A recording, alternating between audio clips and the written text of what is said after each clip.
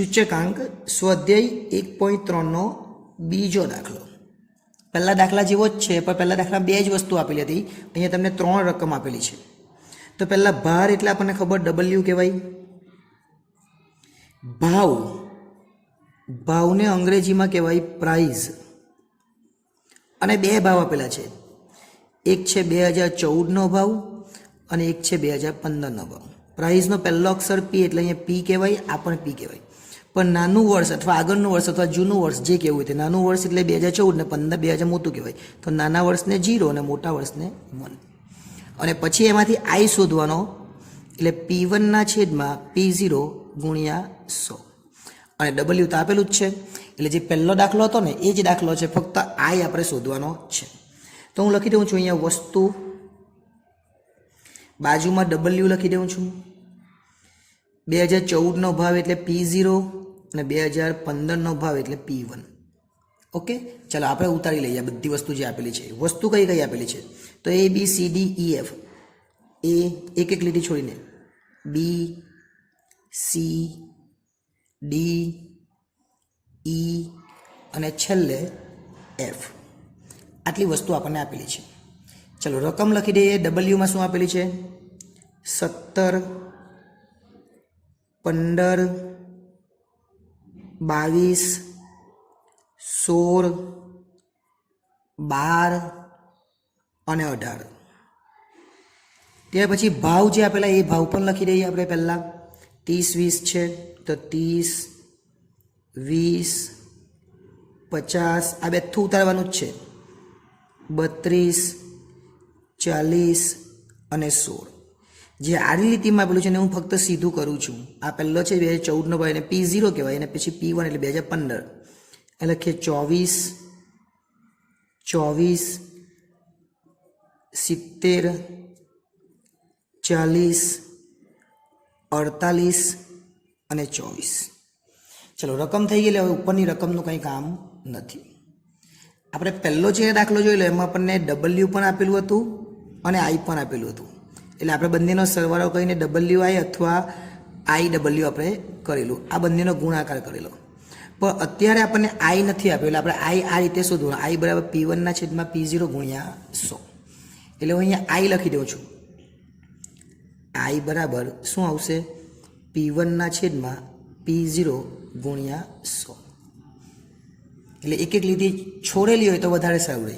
P1 આ છે ને P0 આ છે, એટલે 24 છેદમાં 30 ગુણ્યા 100. ચલો 24 છેદમાં 30 ગુણ્યા 100 એટલે આપણે કરીએ 24 છેદમાં 30 ગુણ્યા 100. ચલો કેટલા આવશે? 80 આવે. 24 છેદમાં 30 ગુણ્યા 100 એટલે કેટલા આવે? 80. ઓકે, ચલો ત્યાર પછી 24 છેદમાં 20, 24 અને છેદમાં 20 ગુણ્યા 100. એ 20 × 50 100 એટલે 24 ગુણ્યા 5 એટલે 120 આવશે. એ જ રીતના P1 કેટલા છે? 70. P0 કેટલા છે? 50 ગુણ્યા 100 એટલે 50 દુ 100 એટલે 70 દુ 140. કરજો તમે કેલ્ક્યુલેટરમાં, બરાબર.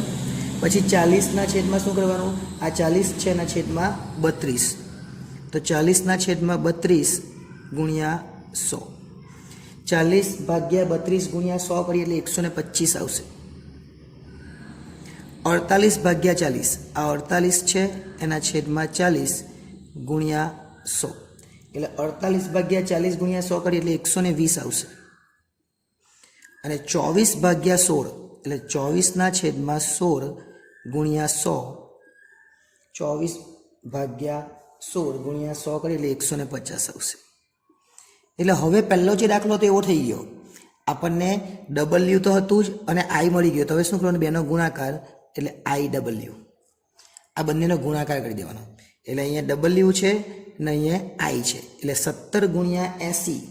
17 ગુણ્યા 80 એટલે 1360. 120 ગુણ્યા 15. 120 ગુણ્યા 15 એટલે 1800. 140 ગુણ્યા 22. 140 ગુણ્યા 22 એટલે 3080. કેલ્ક્યુલેટર સાથે રાખજો. 125 ગુણ્યા 16 આ બંનેનો ગુણાકાર IW. 125 ગુણ્યા 16 એટલે 2000 થાય. 1200 ગુણ્યા 12 સોરી 120 ગુણ્યા 12 એટલે 144 થાય. 12 નો વર્ગ ને એક 0 અને 150 ગુણ્યા 18 એટલે 2700. આ બધાનો સરવાળો એને કહેવાય સિગ્મા IW. આપણે પહેલો દાખલો કરી જ ગયા. આ IW છે અને સિગ્મા એટલે એને સરવાળો કહેવાય. તો આ બધાનો સરવાળો 1360 1800 3080 2014 40 અને 2700. આ દરેકનો સરવાળો થાય 12380. અને જે આ W આપેલો છે એનો સરવાળો થાય સિગ્મા W કેટલા 100. હવે આપણને પૂછેલું શું છે? આપણને એવું કીધું 2015નો સૂચકાંક ગણો અને એનું અર્થઘટન કરો. શું લખેલું છે? 2015નો સૂચકાંક. તો આપણે લખવાનું અહીંયા 2015નો સૂચકાંક. જે પૂછેલું બેઠું જ લખી દેવાનું. આપણે 2015નો સૂચકાંક પૂછ્યો તો 2015નો સૂચકાંક લખી દેવાનું. સિગ્મા IW છેદમાં સિગ્મા W. સિગ્મા IW 12380 આવેલા જ છે અને સિગ્મા W 100 છે. એટલે આપણે ભાગાકાર કરીએ તો 123.80 એ આપણો જવાબ આવે. પણ આપણને અર્થઘટન કરવાનું કીધું તો 100માંથી બાદ કરવાનું. એટલે આપણે શું કરવું પડે? 123.80 છે આપણે લખવું પડે 123.80 માઇનસ 100 એટલે કેટલા આવ્યા? તો 23.80% વધારો થયો કહેવાય.